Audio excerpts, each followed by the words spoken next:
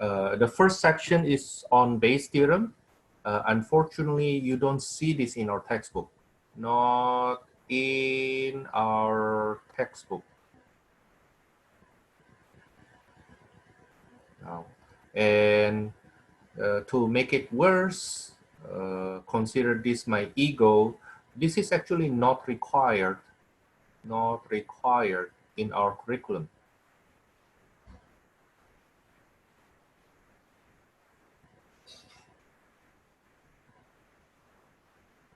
However, I teach this anyway because in my opinion of so many probability things that we learn in this course, Bayes' theorem is the one of the very few that is directly impacting our life a lot in our way of making decision. Okay, as you will see later on, how more information supposed to let us know more in doing decision. Okay, will this material be in the test or quiz? Yes, it will be in your quiz next week, and it will be in your test 2 weeks later. Okay, yeah.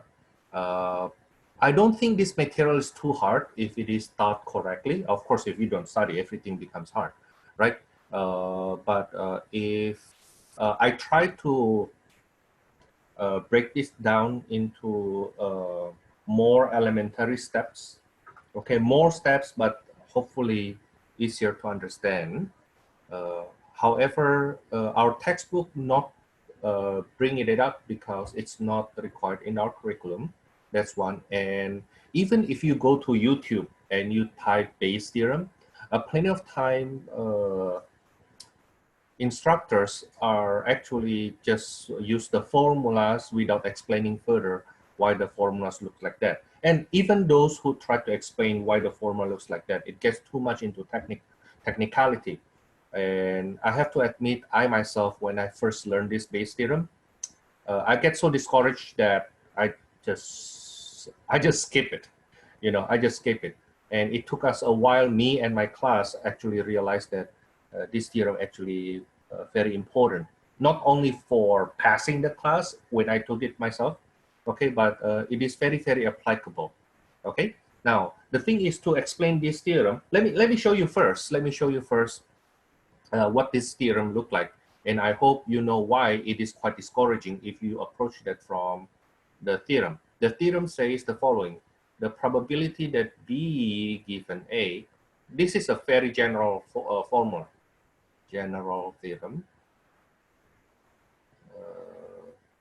general theorem 1, let me say, basic idea, foundational idea. Probability that B given A is equal to probability of B times probability of A given B over probability of B times probability of A given B plus probability of not B times probability of A given not B. Okay, now that's the general formula 1. The idea, the basic idea, the basic theorem. Now, the thing is, when I first saw this formula, when I learned myself, I just closed the book and I didn't pay attention to my instructor, you know, until she forced us to actually study. And I was not alone though, as I remember, almost everybody, if not everybody in my class at that time, just like closed the book, just didn't pay attention. If I remember, I told you already, my classmate in my undergrad back in Indonesia, we took the class together for all the math classes we took. So it's not like the system here that you and your classmates may take different classes. Back in Indonesia, we take same classes, okay? At least at that time, you know, uh, if I take classes A and B and C, then my classmate must have taken the same classes too, and very likely from the same teacher. Okay, so that's why we know each other so well, and I can say that most, if not all, actually just gave up until my instructor actually gave this question on the next 4 quizzes, and almost wrecked everybody's grade. Well, anyway, it took me a while, I should say, me and my classmates, a while to actually understand this one formula. It's only one formula, but it's kind of hard to understand until we realize we better break it up into some steps. Now, instead of explaining that theorem or that formula, I will use an example. And then a couple steps to explain, to work the problem out, and then go back to that formula later on. Okay, let's say we have the following situation. Let's say that a company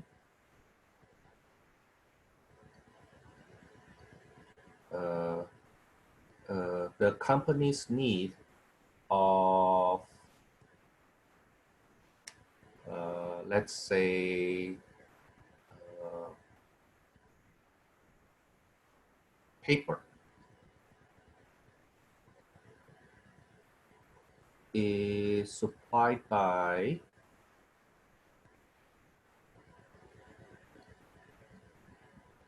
supplier A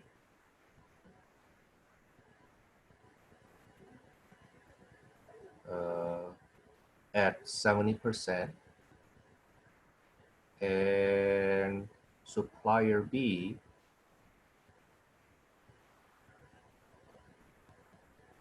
the rest, 30%. Now, further investigation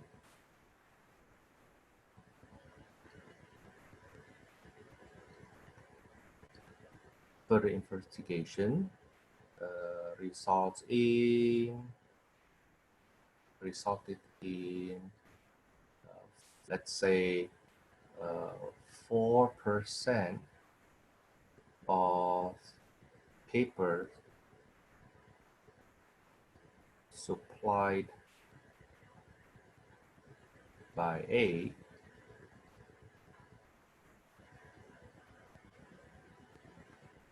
is this color,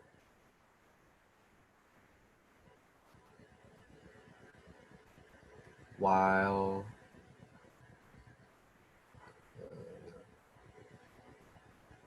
10% of those by B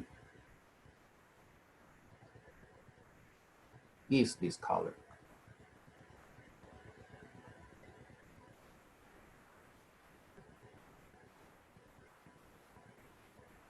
And the first question that we would like to answer is construct the probability tree.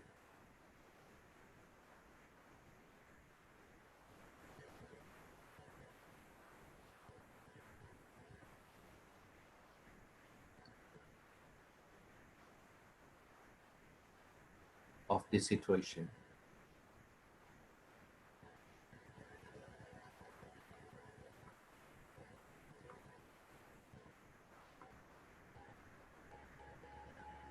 Okay, this is how we will do it. So first, there are two suppliers, supplier A and supplier B. A and then B. Now, when we construct the probability tree, the event is written at the end of the branch of those the tree. Okay, so the event A and event B is written at the end of the branching. Okay, now then the probability for that event to happen is written on the branch. The probability of the event is written on the branch. Okay. Now, third thing to say that every time we have branching, here, like a branch into A and B, the total probability has to be 100%. Okay, or if you make it into decimal, then the total probability has to be 1. Okay. Now then, furthermore from the passage, we see that of those coming from A, okay, of those supplied by A, okay, 4% is discolored. 4% is discolored.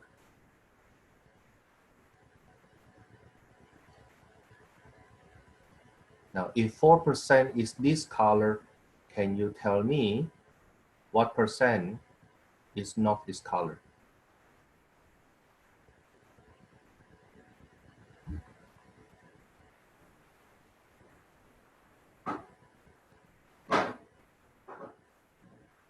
The total has to be 100% every time it branches. So if 4% discolored, then 96% not discolored. Okay. Now, furthermore, of those coming from B, 10% discolored.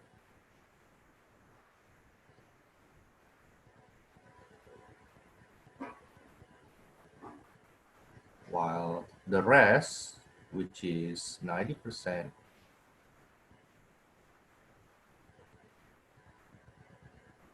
is not discolored.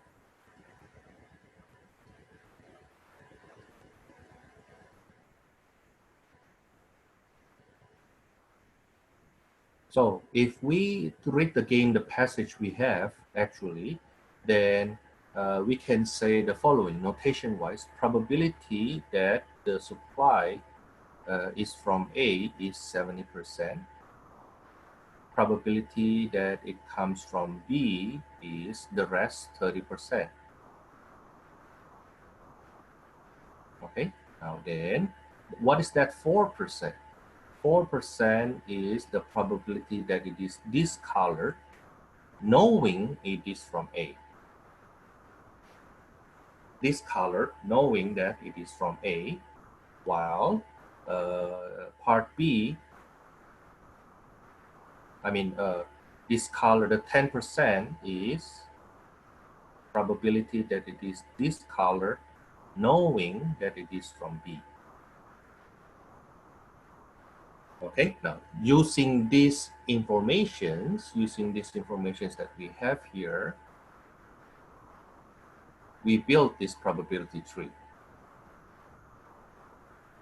Okay, now next question. Using that probability tree, then find the probability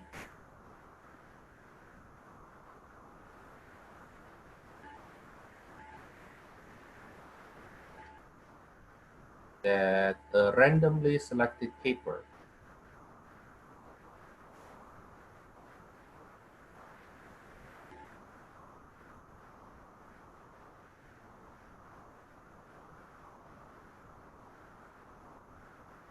is from A and discolored.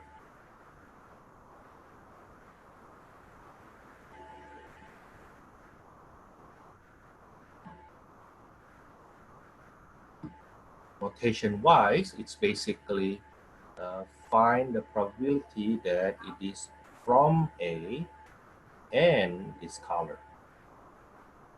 Okay, from A and discolored. Now you will see from that probability tree, for that to be from A and discolored, it has to go through this branch here. It has to go through this branch. Okay, so you will see that the probability that it is from A and defective, it has to first be from A, probability that it is from A, times probability that it is defective given that it is from A.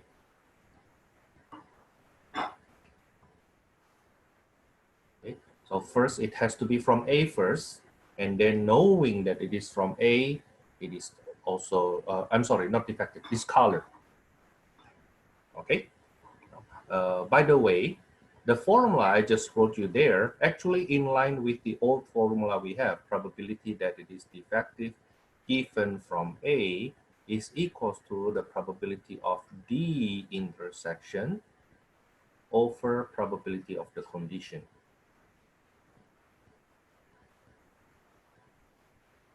Okay, now multiplying both sides by probability of A, multiplying both sides by probability of A will give us probability of A times probability of this colored given A equals to probability of the intersection. Okay, so this formula is not supposed to be a surprise for us, but now we have a better way to look at the situation. For us to come from this point here to that point, I need to go through the first terminal and then go to the second terminal. Okay, that's how we can see that. Let's put the computation in. So the probability that it comes from A will be 70%. Let me make it decimal right away.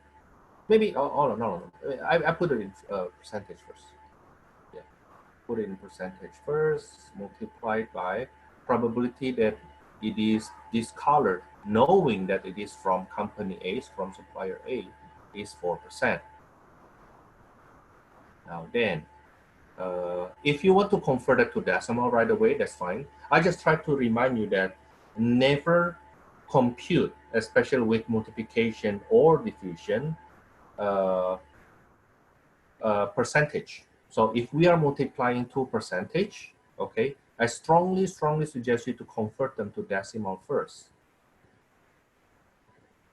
Okay, convert them to decimal first before you multiply. And once they are in decimal, to multiply decimal, of course, you have calculator, okay? You have calculator, so you can use calculator. But if you happen to have a quite mental math, you can do it this way, actually. You can see, oh, you know what? 7 times 4 is what? 7 times 4 is 28, right? And then see how many decimal places you have. How many decimal places you have in total.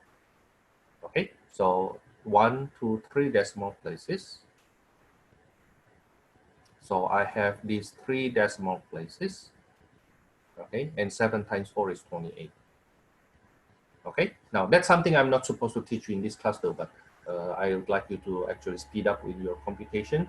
Okay, so if you say, oh, Thomas, you know what, I think I can do my mental math, then that's how you would like to do it. Okay.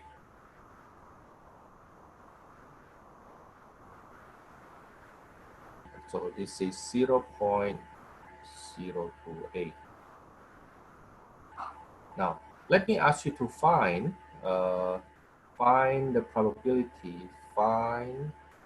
the probability,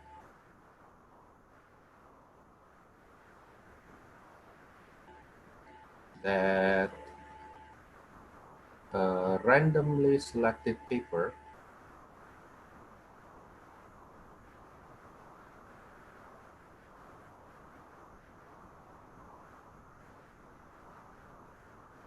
is from B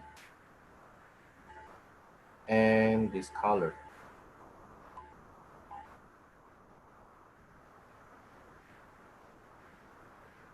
Let me give you 2 minutes for this.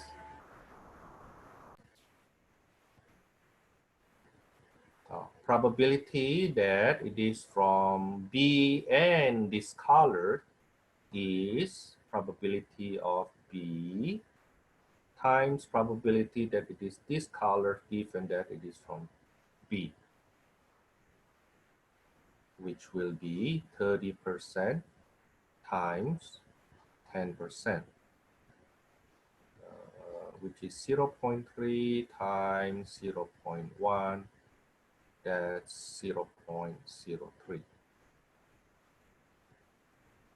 Okay, so if we look back to our diagram here, and the one we need is this one here.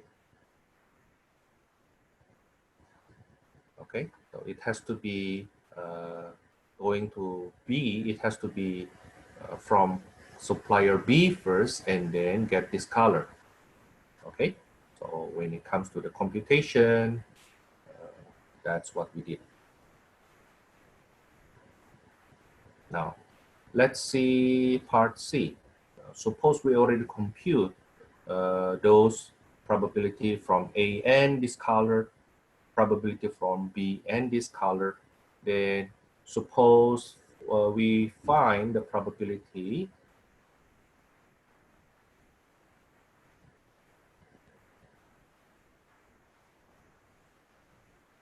that a randomly selected paper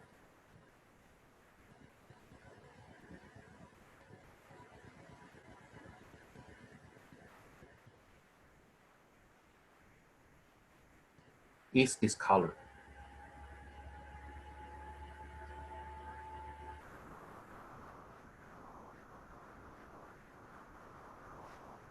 Find the probability that a randomly selected paper is this color. So what we want is the event that as long as it is this color, regardless where it is from. Okay, we want probability or the proportion of the paper to be discolored. So probability of being discolored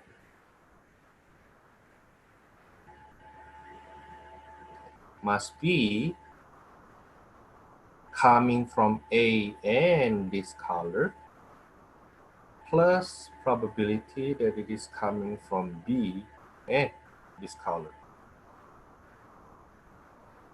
Probability that it is discolored will be either it is come from A and discolored or coming from B and discolored.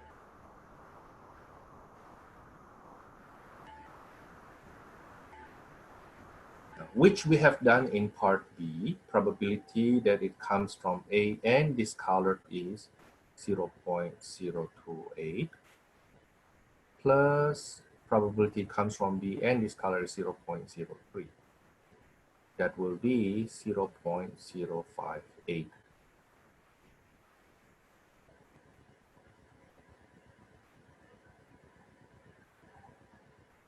Okay.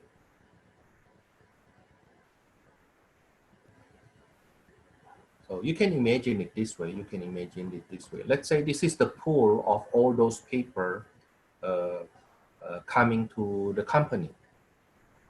Okay, the pool of all those paper coming to the company, and then 70% is from A, 30% is from B. Okay, now the thing is, it says that what's that? 4%. Yeah, 4% of those A are discolored. So let's say this red, this yellow color here represent 4% of all those A, only all those A. And this blue colored here, the discolored one, okay, represent 10% of those B.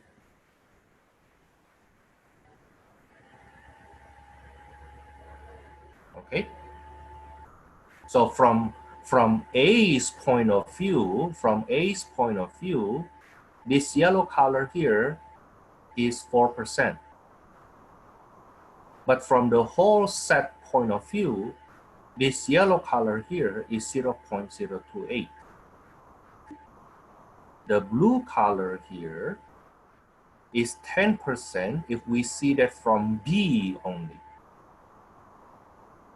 But when we see that from the whole Venn diagram, it is actually just 3%. Now, then what is the total of this color from A and from B together, which is the total discolor? Then that will be 0.058. The total region of this Venn diagram that is either yellow or blue is 0.058%, 0.058, which we can say, if you want to make it into percentage, that's 5.8%.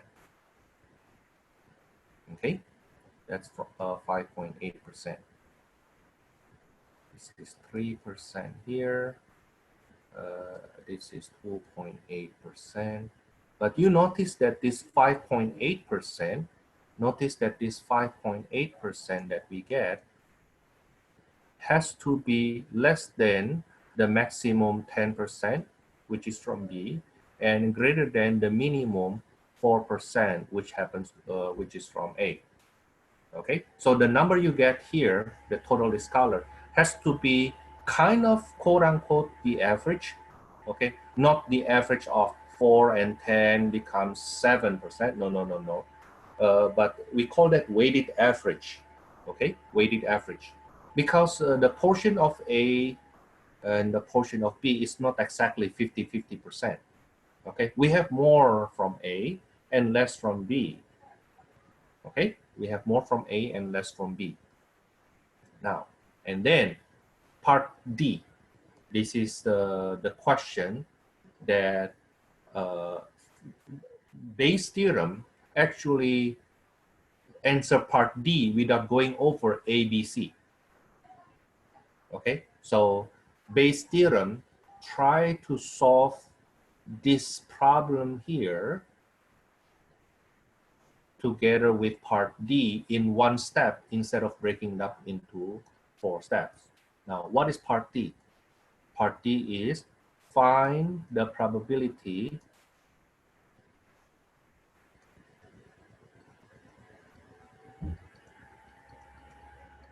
that a discolored paper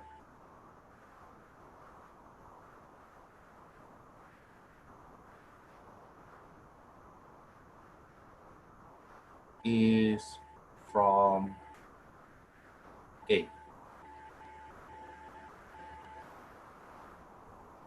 So if we write it in notation, is find the probability that it is coming from A, knowing that it is discolored.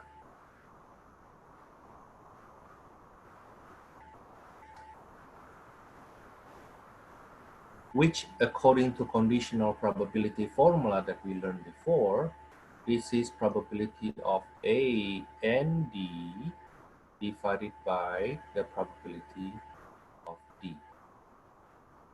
Okay. Notice that both of those ingredients already found out.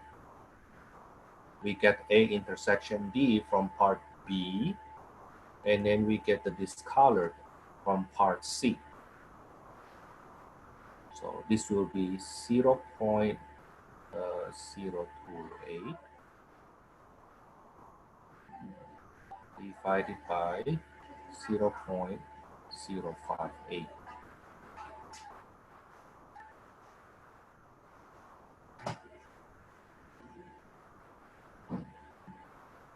According to my calculator, this gives us 0.48276. Or if in percentage, this is 48.276%.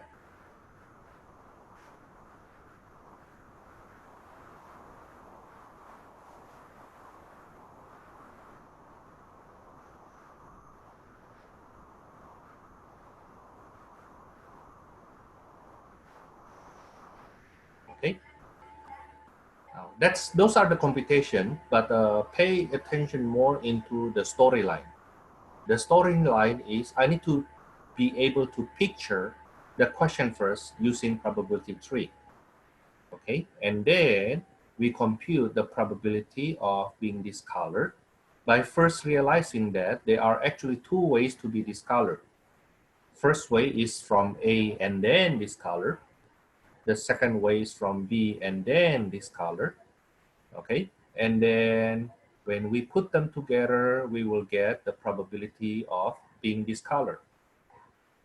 Now, the question then, what is the probability that it is from A, given that it is this color? Of course, using the same method from B and D, you can find the probability that it is coming from B, given that it is this color. Suppose you pick a discolored paper. Oh, you know what? Shoot, this is this color.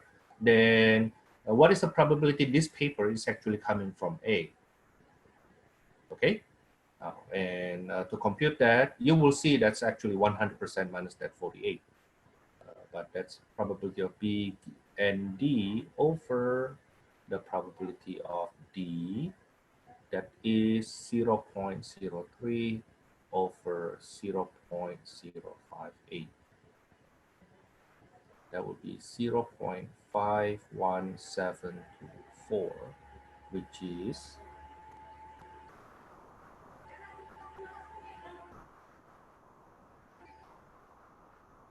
51.724%.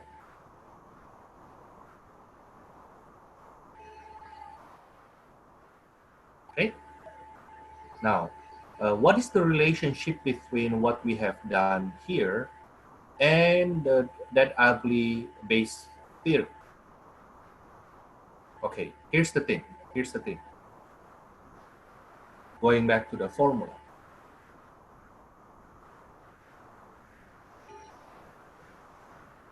Suppose we are given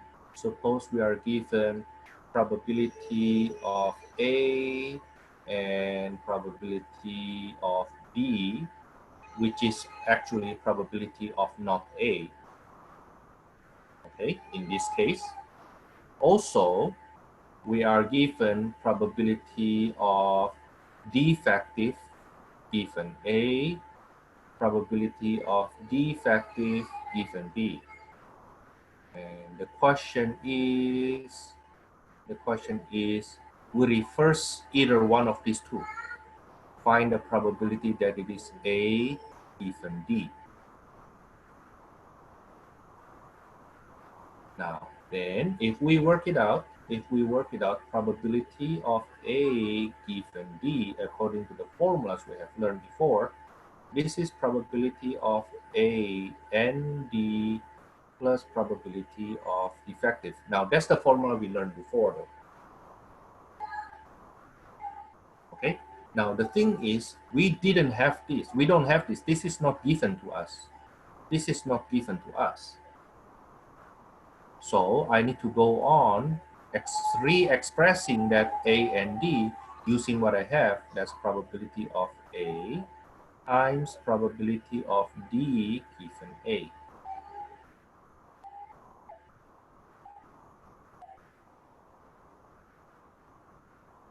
Okay. Now then, how about probability of D? Now this probability of D here is actually coming from, it's from A and D, or coming from B and D. Okay. This is A and defective. This is B and defective.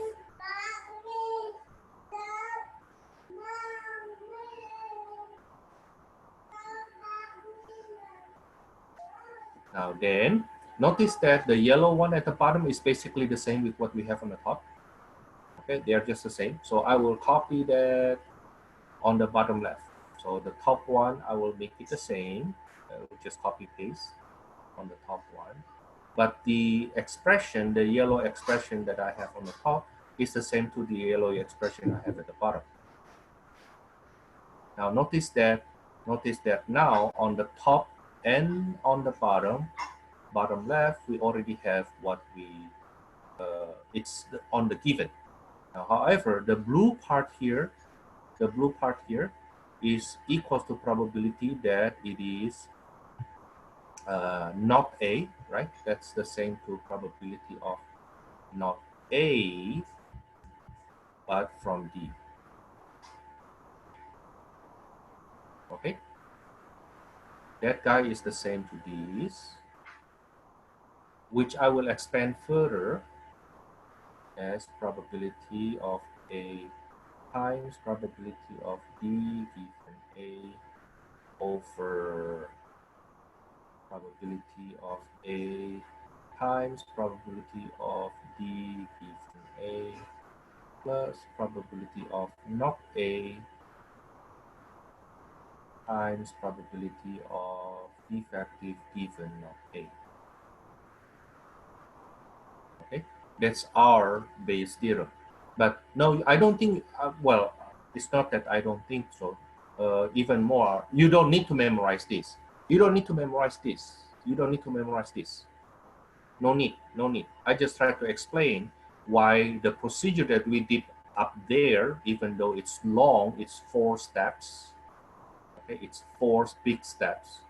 Okay, can handle that very short formula, but a confusing one.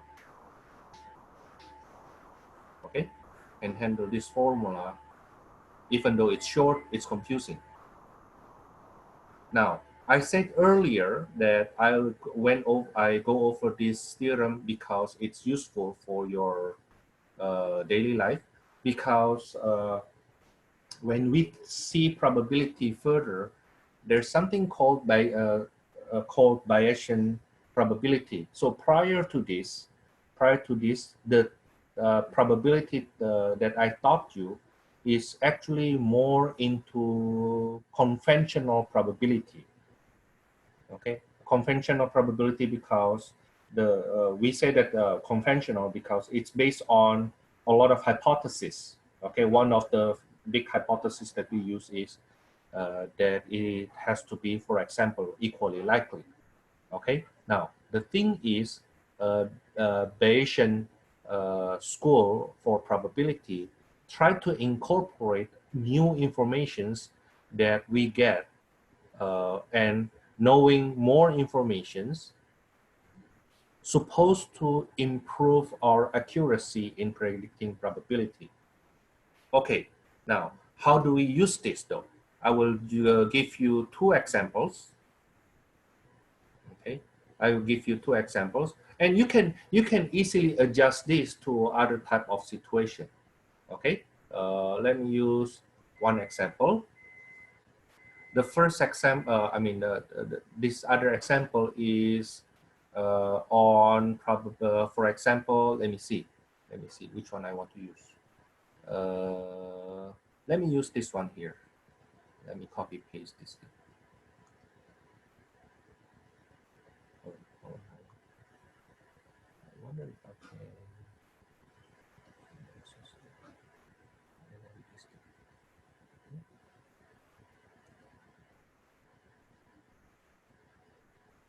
Okay. Suppose I go to my example 2 down here and I copy paste. I have to be honest. I get this question from internet. Okay, 1% of the population has X disease. A screening test accurately detects the disease for 90% of people with it. So maybe if I try to write it in notation, probability that has the disease called that X is 1%. So what is the probability of not having the disease X?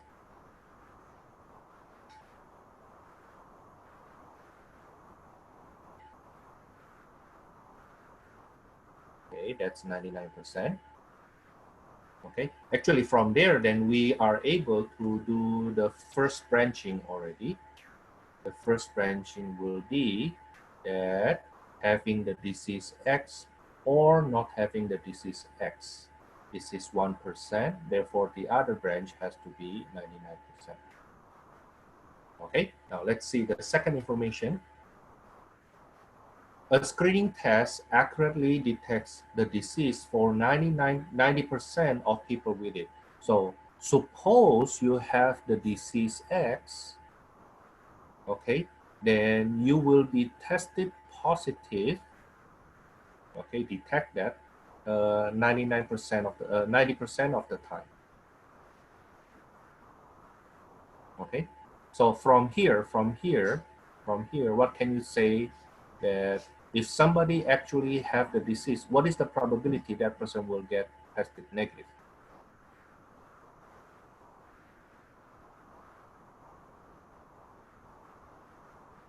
That will be 10%, right? And if you have the disease, what is the probability that you are tested positive? According to the passage, that's 90%. Now, it means if you have the disease, you have a chance to be tested negative at 10%. Now, we call this phenomena, we call this false negative.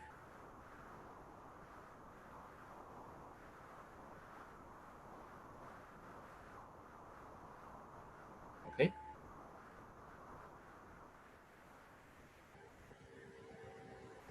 While this 90%, there's a terminology for that. True positive. So it says positive and it is correctly doing so. It's also called sensitivity. Sensitivity.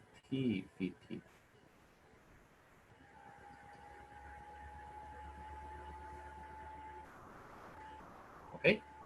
Now, furthermore, the third sentence, the test also indicates the disease for 15% of the people without it. So probability that somebody tested positive when that person don't have it is tested positive is 15%.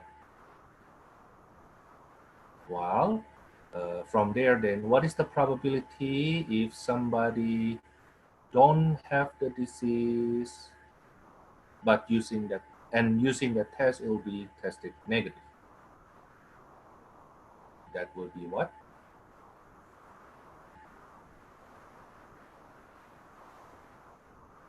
That will be 85%. So those who don't have the disease, but when they use that test, tested positive, is 15%. Now, that's the situation where we call that's false negative. I'm sorry, false positive.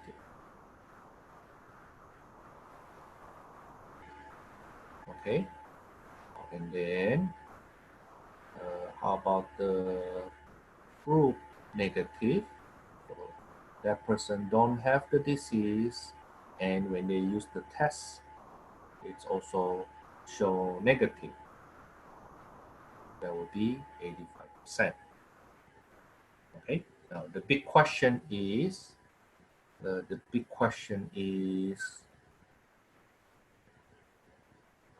what is the probability? Suppose a person is screened for the disease, test positive. So suppose that person is tested positive. What is the probability that person actually have the disease? Okay. So imagine the following. In the population, we have 1% having the disease. Okay. But that's our knowledge, right? We don't know if I actually have the disease or not. Okay. Then I use this screening test. With the probability of 10% false negative, 15% false positive. Now, using those informations, then I use that test. And suppose I found out, oh, you know what, shoot, I'm tested positive.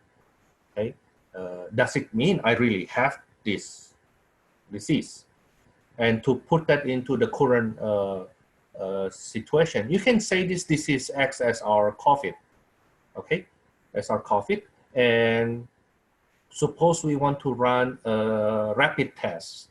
But of course, because that's a rapid test, there's a chance that rapid test give us a wrong conclusion, wrong result. Okay, it is possible I have the COVID, for example, yet when I took the test is not catching it. Okay, let's say it turns out that the test was not sensitive enough to catch uh, the protein, the RNA of the virus in my blood. On the other hand, those who don't have the virus, let's say, when they use the same rapid test, it turns out that the test shows positive and it scares everybody, right? Okay, no, I mean, that's a rapid test. So you don't expect a rapid test to be 100% correct in all cases, no. Okay, if that test is 100% correct in every case, then those not rapid tests will not be used anymore. Okay, we call that rapid test because we want a faster result and we compromise the possibility that it gives us wrong result. Okay, yeah. Now, so let's come back to this question. I want to find what is the probability that I actually have the virus, I actually have this X disease when the screening test shows positive. Okay. Oh, by the way, you can actually apply this situation to, for example, not only the PCR test, the rapid test that we use, PRC, not PCR, PRC test for this COVID. You can also apply this idea to pregnancy tests or some kind of like vitamin D deficiency tests, so on and so forth. There are so many things you can do. Okay.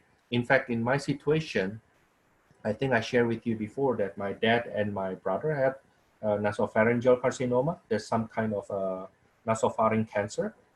Okay. And when I went to Taiwan in 2003, I did the same test because they didn't have that test here, and even if they have it, it's so hard to find. So I went to Taiwan. I visited my brother to give him some encouragement. At the same time, I took the rapid test there. So when I was tested positive, my dad and my brother were so sad, but I myself actually have Bayes' theorem in mind. I mean, I think it's a good thing that Bayes' theorem distract me instead of like making me cry, you know? Okay, that's different people reaction though, okay? But at that time, when I heard that, oh, Thomas, you are tested positive. So the first question that I asked the nurse who gave me the result, it was, can you tell me the false positive and false negative of this rapid test? And then after I found out the result, I told my dad, you know what, this rapid test actually doesn't tell us anything, you know, okay? But that's the little history behind it. Okay, now let's go here. Now, instead of answering this question directly, let's break it up first. We already have the probability tree. Let's find out the probability that somebody have the disease and tested positive, somebody have the disease and not having the disease and yet still tested positive. Now, that's because for you to be tested positive, you need to be either from this branch or this branch. Okay. Now, let me ask you to compute them.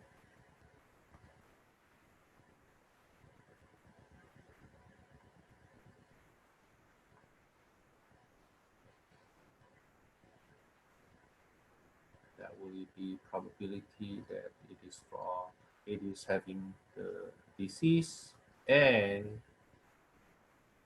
tested positive.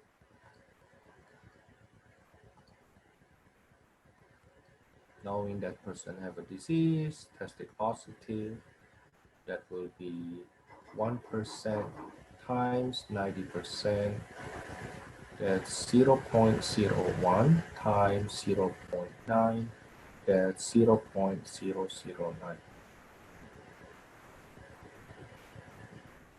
While probability that that person tested positive and at the same time not having the disease is probability of not having the disease times probability that person tested positive even though that person don't have disease. So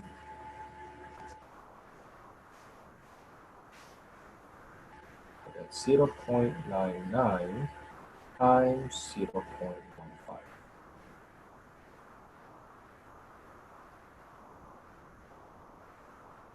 That's 0.1485.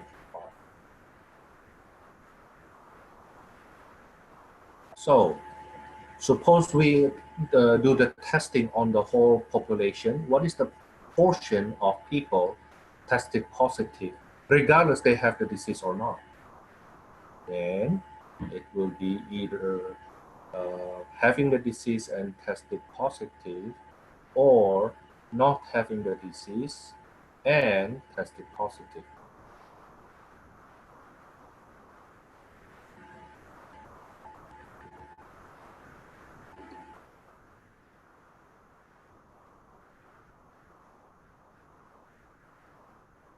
That will be 0.009 plus 0.1485.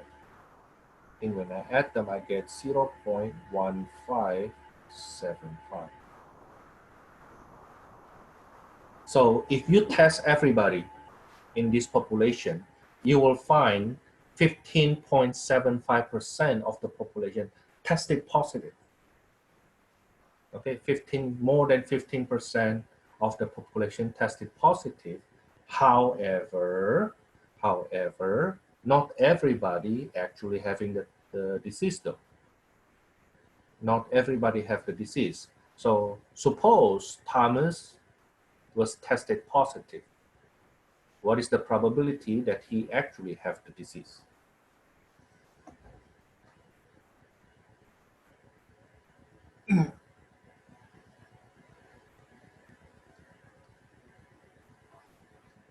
Now, if you don't like the word disease because it has a negative connotation, yeah, we use this only for the purpose of statistic, okay? And I see that we can apply this idea actually a bit into the current situation for our COVID, okay, the coronavirus. But if you don't like the word disease and you want to choose a positive one, change that to pregnancy. You know, 1% of the population is pregnant. Okay, 1% of women is pregnant. Now, a screening test accurately detect pregnancy for 90% of women who are pregnant, but at the same time indicates 15% of of non-pregnant women as pregnant. You know, so suppose you use this test, then what is the probability that if somebody used this test and tested positive, what is the probability that person is actually pregnant? Okay, well, anyway, coming back to the storyline, this is probability of X intersect positive over probability that somebody tested positive. That is 0.009 over 0.1575.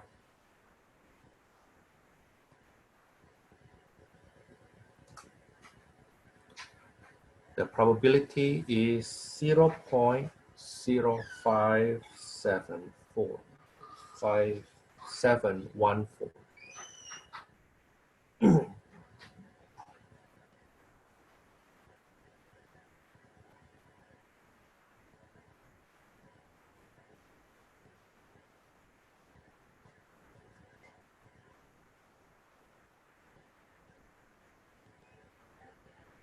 Okay, so knowing that Thomas is tested positive, the probability that Thomas actually have the disease is only 5.7%. It scares us more than telling us anything.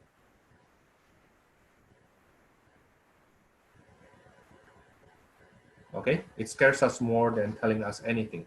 Now, I'm not in any position trying to defend or against anybody in our politics. But the thing is, like, we have to admit, nobody in this whole world actually prepared with this virus. Okay, now one of the key instruments that we need to be able to tackle this virus is to have a test, an accurate test to know, to identify if somebody is actually having the disease or not. Now you see what happened if we have a test that is not accurate.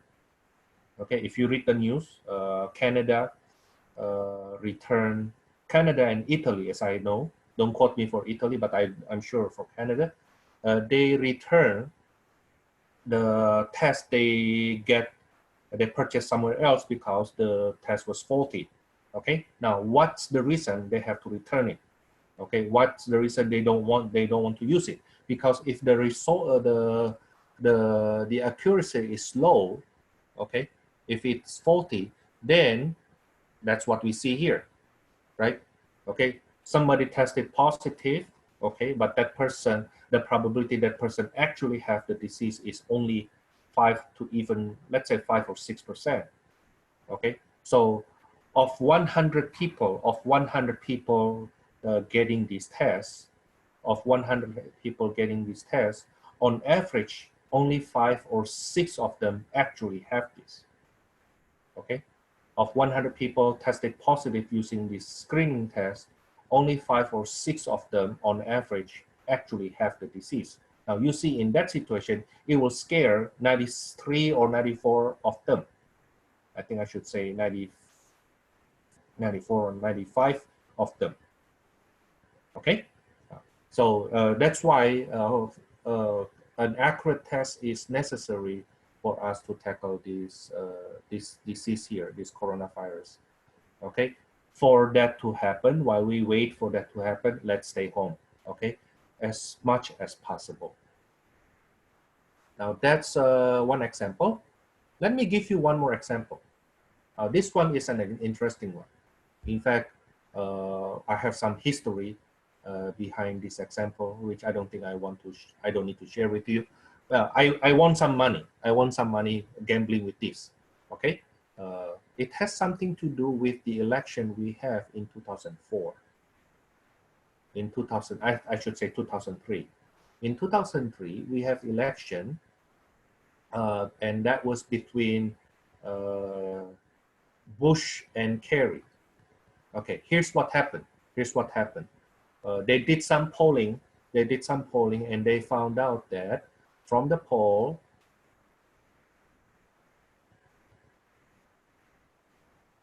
of course, I make up numbers here, but what happened at that time, more or less similar to this situation.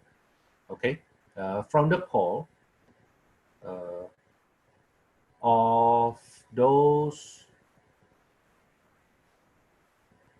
of us, 60% say, let me erase this, 60% say they will vote for Kerry.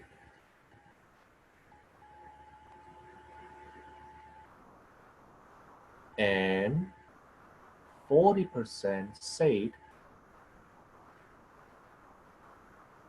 they will vote for Bush.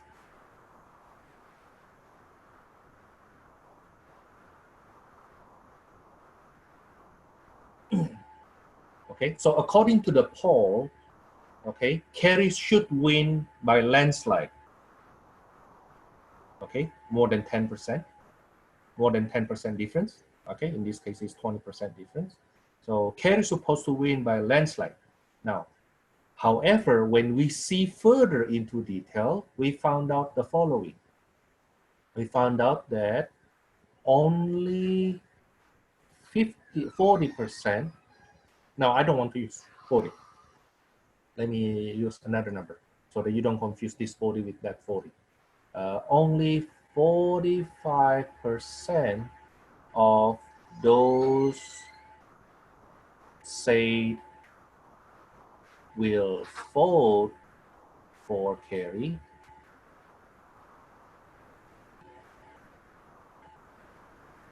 actually went to vote.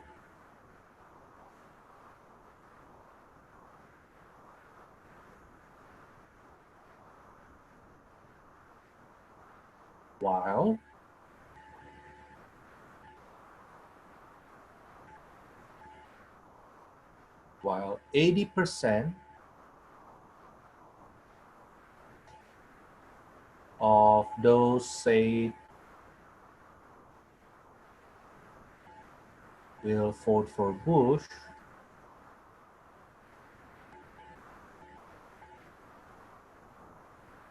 actually went to vote.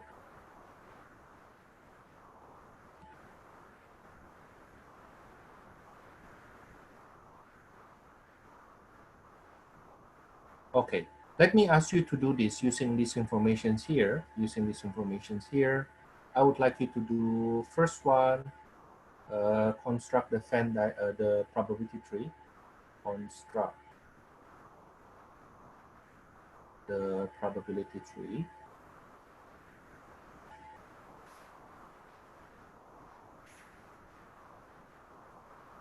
Second, find the probability that those we say will vote for carry and actually went to vote. And the probability those who say they will vote for Bush and actually say they actually do it. Okay, I hope from here you learn something.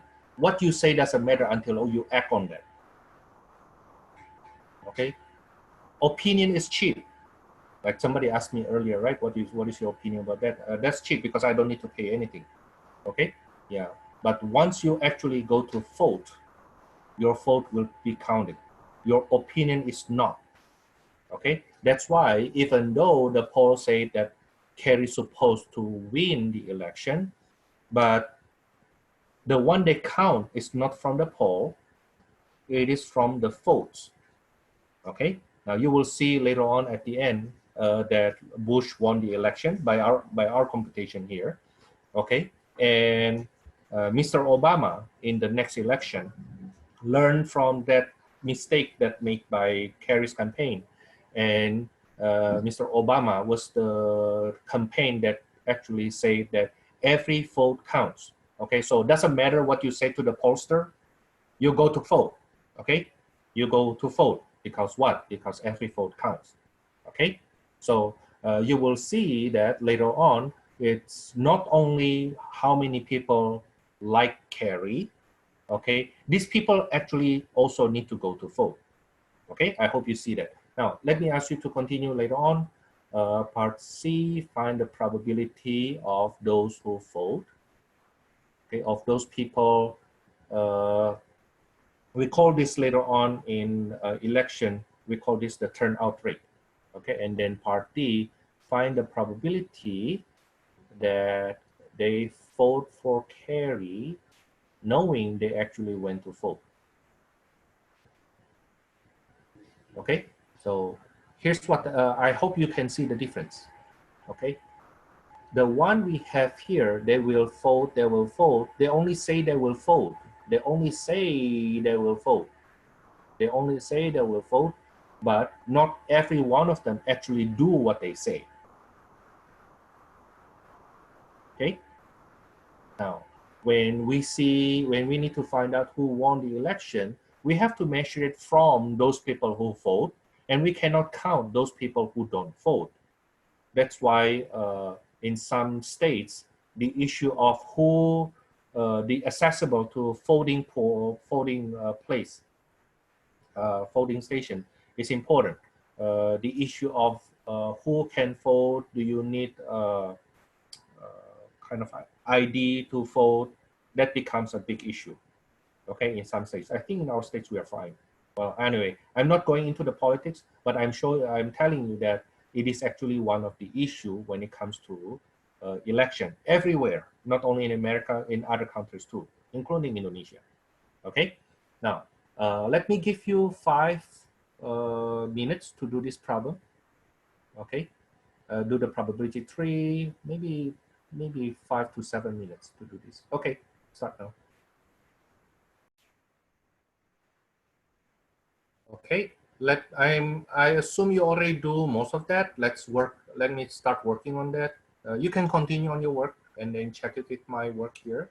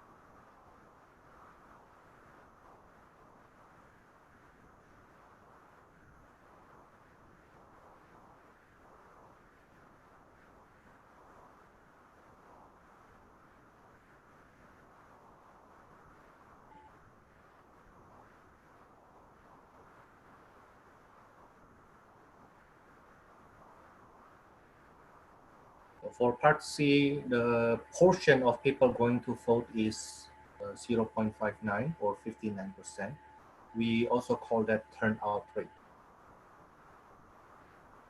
Lastly, probability of carry, knowing of those who vote, or the proportion of the votes that goes to carry is 0.27 over 0.59.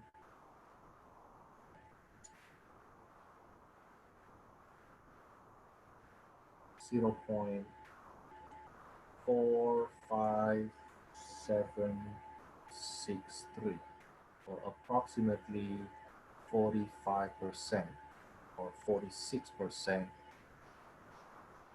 of the votes goes to carry. Okay, less than 50%. So who gets the rest? Bush get the rest. Okay, so you see from here you will see the conclusion is Bush won the election.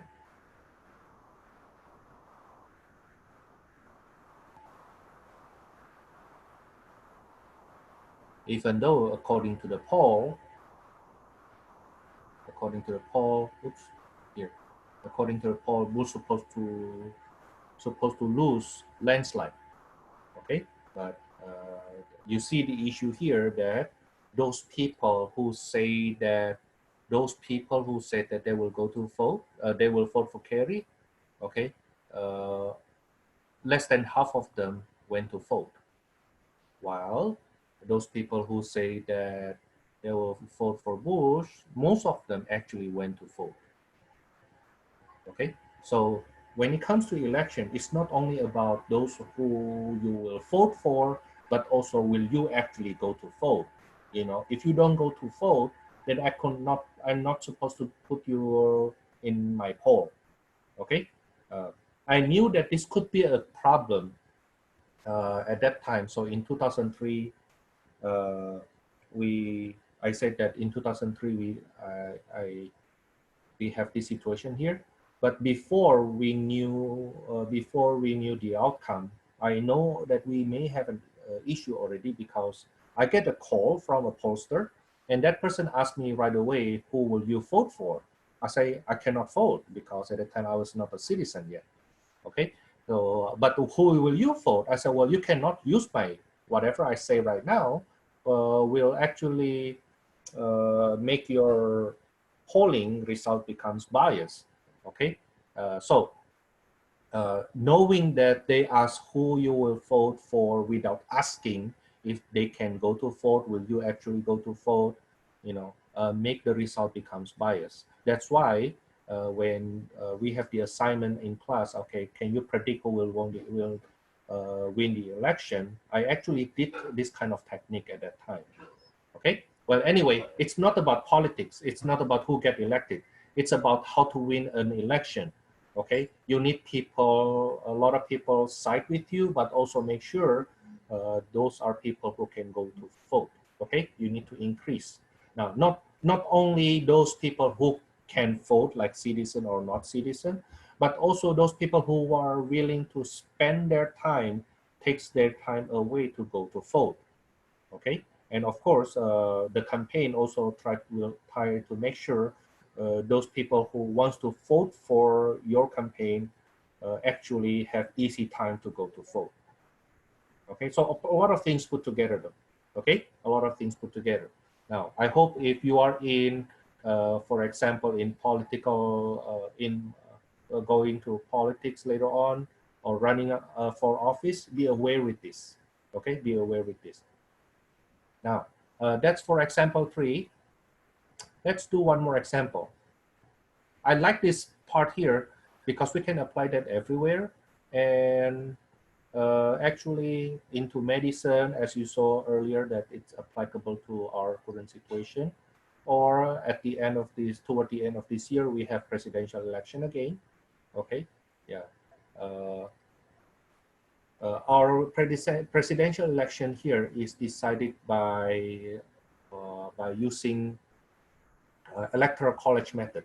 So it's really, you need to take a look on each state and how many electoral college each state actually will contribute, and at the end we can see the total. Okay. Well, anyway, that's a lot of deep math in there. I'm not going into there, but we can do the rough estimate for now. Now let's take a look on this question, in case you are interested. Something to do with marijuana.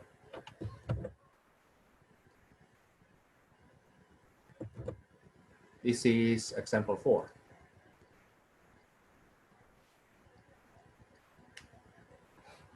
Okay, now here's the thing. Here's the thing. A particular test whether someone has been using marijuana is 90% sensitive. 90% sensitive means what? That person is tested positive knowing that person is a user, is 90%. Okay, now how about specificity? Specificity, it means, that's a very statistic terminology though. A probability that person tested negative knowing that person is not a user. Okay, so sensitivity measures the true positive, specificity measures the true negative. Okay, now if we go on further, only 5% of people actually use marijuana. Let me use another color. Only 5% of people actually use marijuana. That makes our branches becomes 5% users, 95% not users.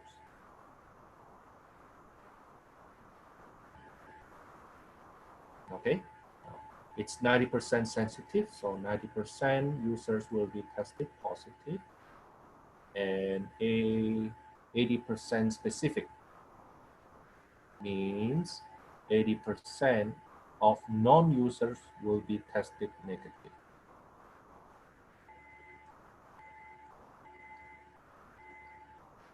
That means 10% users actually tested negative, while 20% non-user will be tested positive.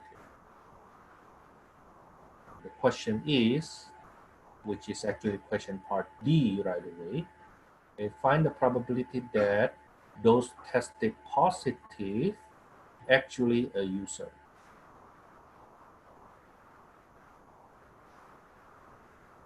Okay, that's the question. Now, for us to answer that question, we need to first do the tree here, probability tree, which I did for you. And then I need to find the probability that a user and tested positive, probability that a non-user yet tested positive also. Okay, now then part C, you need to find the proportion of people will be tested positive regardless they are user or not. Okay, now then the one in big question is, what is the probability that person is a user knowing that person is tested positive? Okay, so you see this is an example. By the way, I get this question I think from one of the leading university, and this result is this question is from some kind of like public health school problem. Okay, so they actually use this in actually, to be more precise, I got this question from Masters in Public Health problem. Okay, now please don't tell me, Thomas, that's a master's level. No. They actually use it there, but the skill necessary to be able to use it coming from this class. Okay, yeah. So let me ask you to compute this. I give you maybe 5 minutes from now.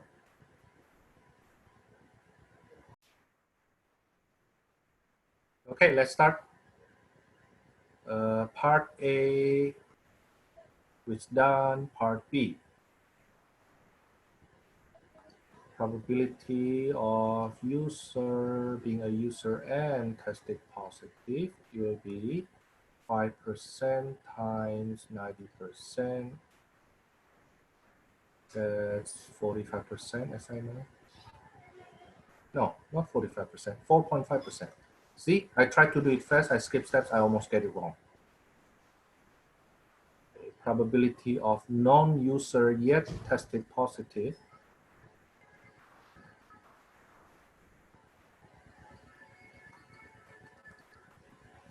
will be 95% times 20%.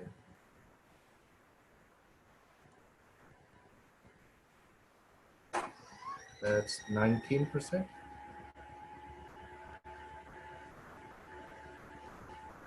Right?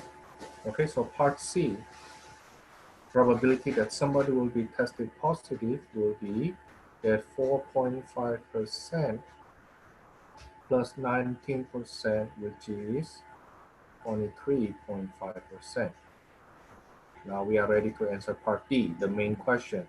What is the probability that knowing somebody is tested positive, the probability that person is actually a user? That will be the probability of testing positive at the bottom tested positive at the bottom and the top, probability of being a user and tested positive at the same time. Okay, so we will get 4.5% over 23.5%. You use your calculator, you will get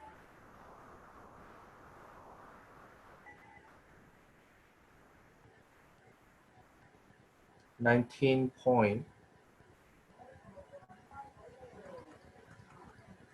That's 19.149%. So if you took the test and you are tested positive using this test, you will see that the chance that you actually a user is actually quite low. Okay, if you are tested positive and we want to find out if that person actually a user or not, it's actually quite low. Okay, now that's for this Bayes theorem. Again, like what I said, it's not in your textbook, unfortunately, and even when you go to YouTube, most of the material either approach that using formulas right away or going through the theoretical higher level probability too much. So it's kind of hard to find a lecture video on YouTube that is actually follow your the way I explain it here. But if you want, you can go online and you type Bayes theorem. Go to YouTube, you type Bayes theorem, and watch the lecture video before you actually see how the person worked the question out. Once you see the problem, you pause the video a bit, try to work it out using my method here. Okay, then you will see the result at the end will be the same to mine. Now, if you have question about this Bayes theorem after you watch some lecture video and you want to check if you do it right, you can send me an email, okay, asking me, Thomas, I watched this video, give me the link. Okay, I watched this video and I did this way, is it okay? Okay, yeah. That's for this Bayes theorem. Now, I will go on to the next section. The next section is already on the third part of our lesson and of our course. The third part of the course is on inferential statistic.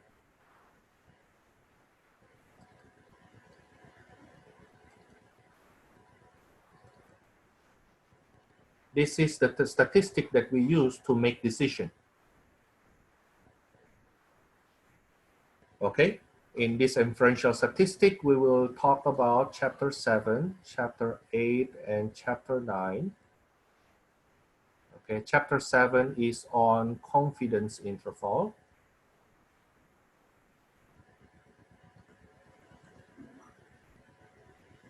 And chapter 8 on hypothesis testing.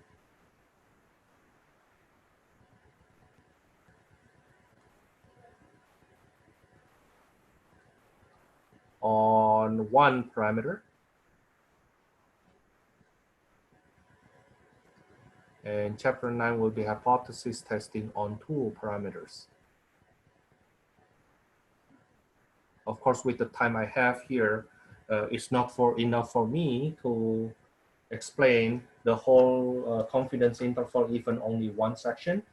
But I would like to teach you one key ingredient of confidence interval, and it is about finding critical numbers.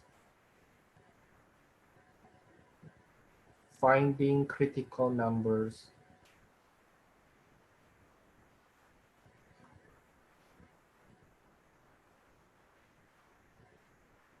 with given confidence level.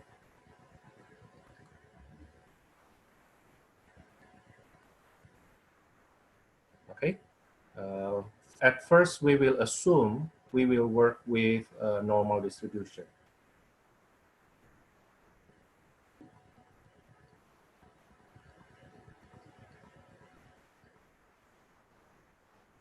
Okay. So next week, when I start chapter 7, formally start chapter 7, I will first start 7.6. I will first do 7. I'm sorry, not 7.6. What am I saying? I will first do 7.3, and then 7.4, and then 7.2, and then 7.5. Okay, that's what I will do next week. And your test 2 weeks later, your test 3 will be 2 weeks later, will include this 7.3. Okay, will include 7.3. This will be in your test 3. 7.4 and on will be in your test 4. Okay, now we are done with the material for test 3, most of them, except 7.3. So if you want to start studying from my old test, you can already. Okay, well, anyway, suppose we are given confidence level for a normal distribution. How do we find a critical number? Okay, suppose we start from normal distribution and the confidence level given to us is 95%. Find the critical value, critical number.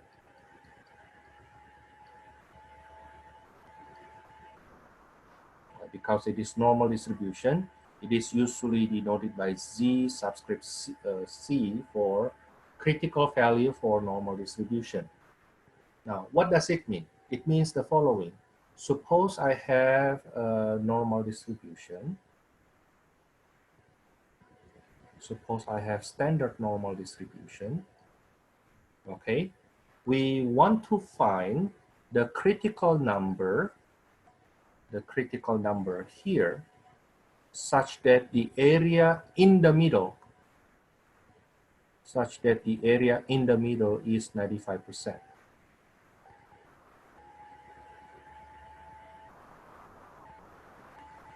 Such that the area in the middle is 95%. Okay, now the thing is the critical number that we have here and the number we have here are opposite. So by knowing that a normal distribution is symmetric, okay, if it is symmetric and the area in the middle has to be 95%. So what is the area of the tail? What is the area of this green region here?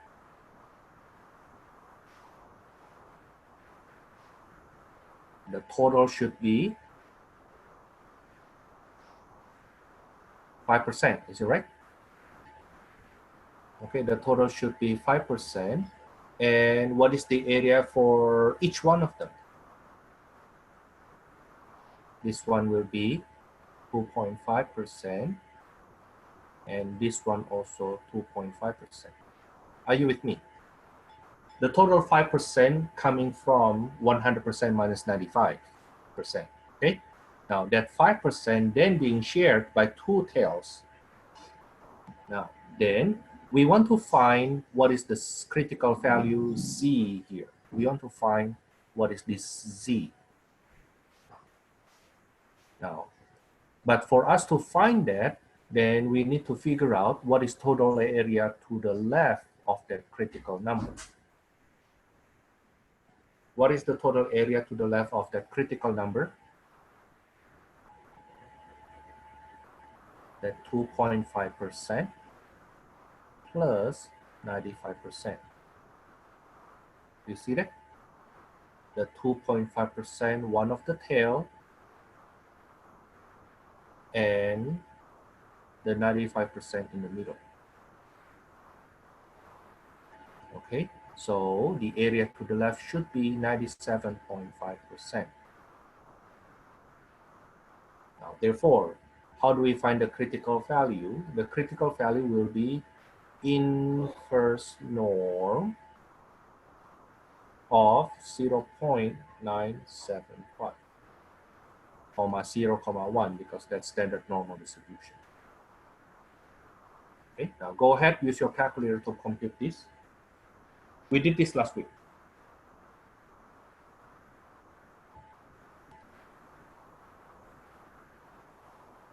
I get 1.95996.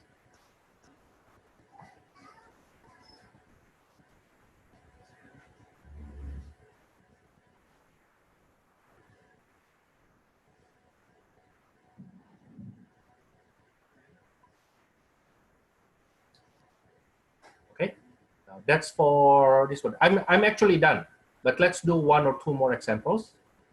Suppose for example, my confidence level is 98%. Now find the critical value.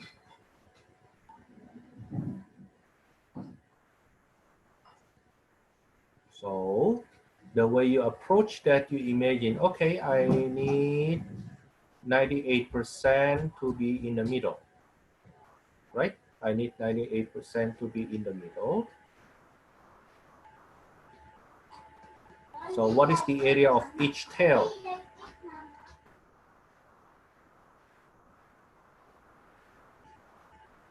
The total area of each tail will be, that's right, 1%. Okay, because the remaining of 98% is 2%. Now that 2% is being shared by two different tails. They are the same shape, they're symmetric, but on different sides. Okay, now the critical value we're looking for is located here. Now then, for me to find that, I need to find the area. I need to first know what is the area to the left.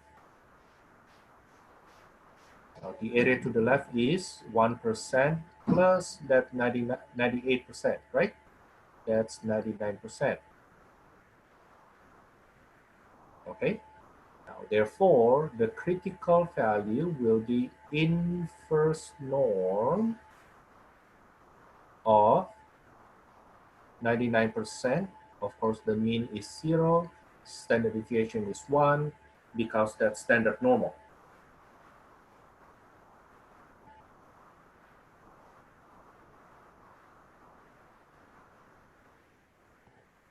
When I use my calculator, I get 2.32635.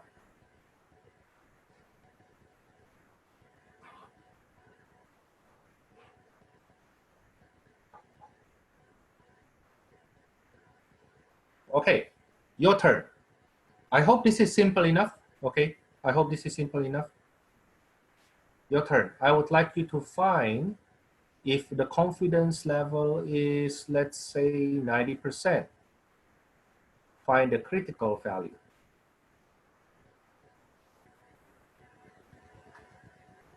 Let me give you 2 minutes for this.